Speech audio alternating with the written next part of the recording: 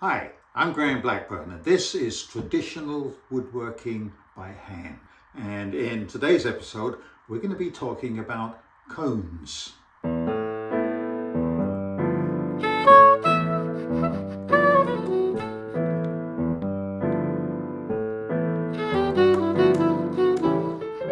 Hi.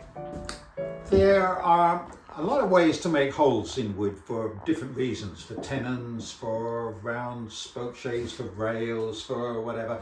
And most of the time when we do that, we use a brace and bit.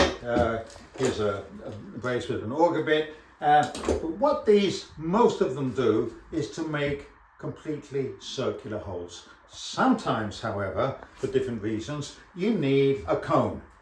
So I'm going to show you a couple of ways. Here's a piece of wood that I bored a completely round hole in, but I want it to be tapered. So I'm going to use here something called a reamer. This is just a little one. It fits in the end of a brace, and I put this in the end of the hole and positioning myself so that I'm vertical and straight and square. I can turn and I can go all the way through as far as I need, and I can end up with a perfect cone of a hole. Now, I think I need to do all the thing, but if you look closely, you can see how now this is turning into a really nice cone.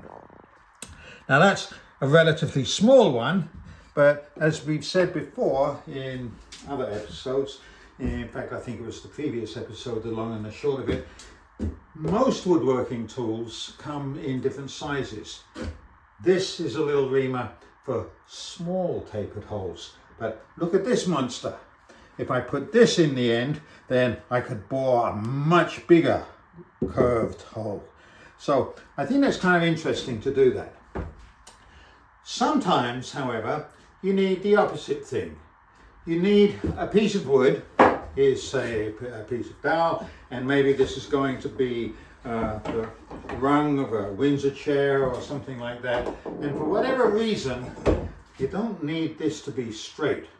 Now there are tools that will make that a narrower, straight tenon, but I'm going to show you something else. Here is a really neat little device. It's just like a cone maker, and it has an adjustable blade on the front here, and you can set it carefully to whatever depth you want. And by putting that on, and I usually like to keep my head on here to make sure it's straight, I can do this for as long as I want, and you will see, I know it makes a bit of a noise, but as long as I do this, I am now making a cone on the end of that. If I were to continue, of course I could make a completely pointed cone. I think that's pretty interesting.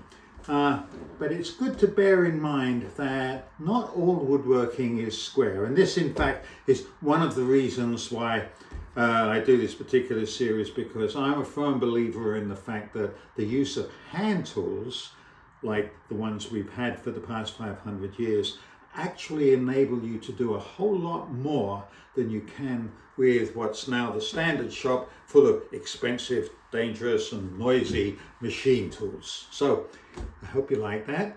I want to thank you if you've subscribed.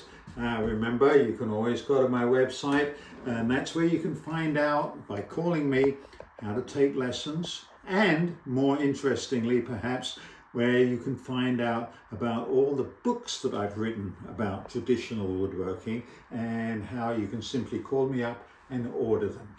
So I hope you found that interesting. I think it's a really unusual part of traditional woodworking, but a very useful part. So thanks for watching, and we'll see you next time.